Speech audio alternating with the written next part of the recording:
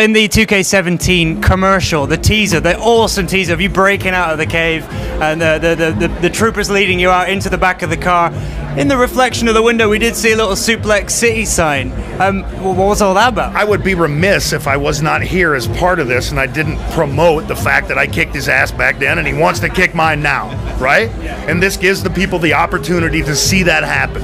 Whatever they thought about the match that he and I had in the past, that's water under the bridge, because now they can exit out by giving a new day twist on it. And the graphics that these guys have come up with are unparalleled. They made me look really good, which is pretty hard. So it's, you know, man, Brock wants me to beat him up again, I'd be glad to. And who do you fancy in his match against Randy Orton? Who do you fancy? You know, at the end of the day, dude, one-on-one, I don't see many human beings beating Brock, except me, and a couple other guys. But, you know, Randy's a great wrestler, man. I mean, I'm a huge fan of his. When I worked with him back in the day, he made me look excellent.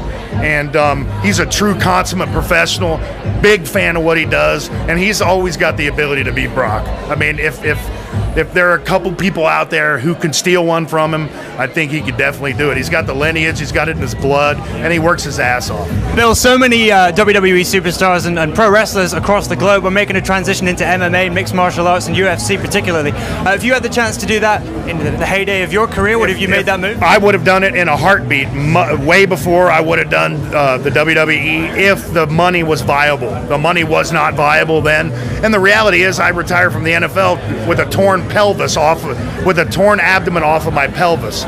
So thinking that I could get into true athletic competition at that level, I don't know, is pretty much of a stretch, but I would have seriously considered. But you follow the sport. Who do you fancy tomorrow night, Conor McGregor or Nate Diaz? Oh, I want Nate to rip his head off again. You know, I'm a fan of the business, but I mean, and I'm a fan of Conor in that he knows how to get under people's skin. He knows how to sell fights. But there's certain things that he does that are disrespectful at the end of the day to the true martial artist. And whether that's part of his gimmick or not, I'm not a fan of it. Are your kids a big fan of the game?